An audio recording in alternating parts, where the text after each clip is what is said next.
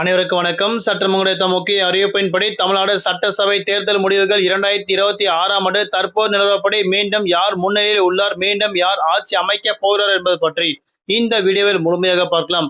முதல் கட்டமாக தமிழக வெற்றி கழகத்தின் தலைவர் விஜய் அவர்கள் 99 தொகுதிகளில் முன்னிலையில் உள்ளனர். 11 தொகுதிகளில் வெற்றி பெற்றதாகவும் தற்போது அறிவிக்கப்பட்டனர். அது மட்டுமல்லாமல் மொத்தமாக சேர்த்து 110 தொகுதிகள் இவர்கள் மீண்டும் ஆட்சி அமைக்க உள்ளதாக அறிவிக்கப்பட்டாங்க.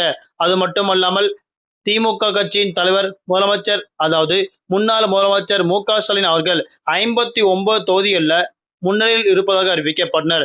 4 தொகுதிகளில் வெற்றி பெற்றதாகவும் அறிவிக்கப்பட்டனர். மொத்தமாக சேர்த்து 63 தொகுதிகள் மட்டுமே இவர் கையில் வசமாக உள்ளது.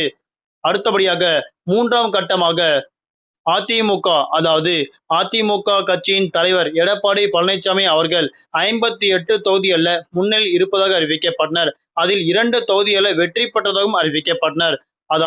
மொத்தமாக சேர்த்து 60 தொகுதிகள் இவர் கைவசம் உள்ளதாக அறிவிக்கப்பட்டனர்.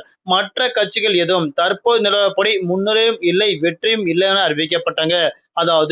3 நபர்கள் மட்டுமே ஆட்சி அமைக்க போது யார் என்பது பற்றி நிர்ணயிக்க முடியும் என தற்போது தேர்தல் ஆணையத்தின் ஒரு குறியாக உள்ளது.